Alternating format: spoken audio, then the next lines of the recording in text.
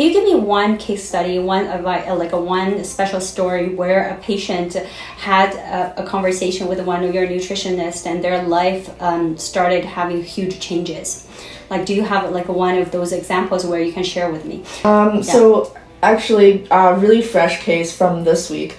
So there's a patient who's recently diagnosed with Crohn's disease. Okay. Right? It's IBD. Yeah. And basically he actually has, on top of that, has, pre-diabetes. Is like A1C is 6.2. Also has like a little bit of high cholesterol, like LDL cholesterol. Also has GERD, and then just a bunch of different conditions all together. And so we kind of prioritize. Just so we know, GERD is a kind of acid reflux. Yes. So it's like a condition where our body tends to reflux acid, where we have the taste of acid taste in our mouth sometimes, especially after you eat.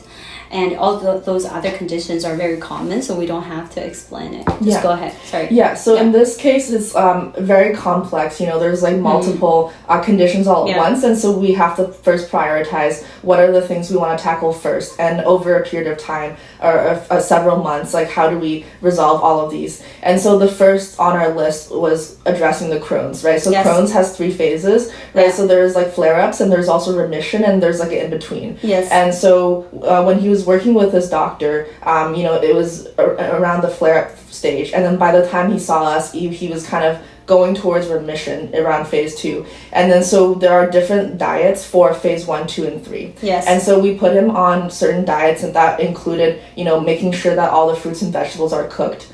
Because for people with Crohn's flare-ups, you can't eat a lot of insoluble fiber, and there's certain foods that will really irritate, as well as alcohol and spicy foods and certain things with a lot of seeds. So there's certain foods that he absolutely cannot eat, otherwise it would kind of irritate his bowel. And then there's other foods that are really great for recovery and helping him go into remission. So remission is where you don't have the Crohn's flare-up and symptoms. And so that is a combination of, drinking a lot of fluids, eating a lot of prebiotics and probiotics. And so for those who don't know, probiotics are the healthy gut bacteria. Yes. Prebiotics are the fibers or nutrients that these bacteria need to survive and grow in your colon and your gut. And so all 3 of those things are really helpful for Crohn's patients. And it's been a month since visiting I think not even for Crohn patient, for ordinary people with for everybody. IBS. And also for IBS. That's a very fresh concept even for me, right? Yeah.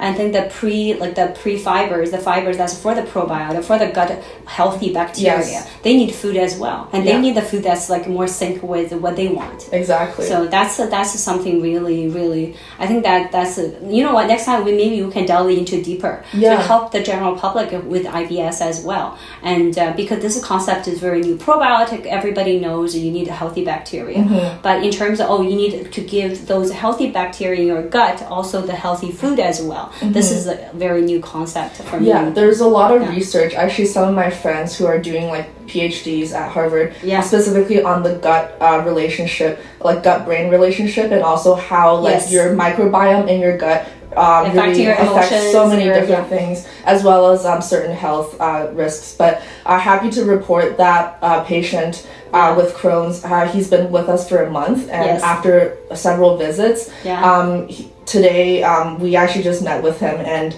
he was saying that a lot of his symptoms have disappeared, because historically he was always feeling a lot of pain and just discomfort.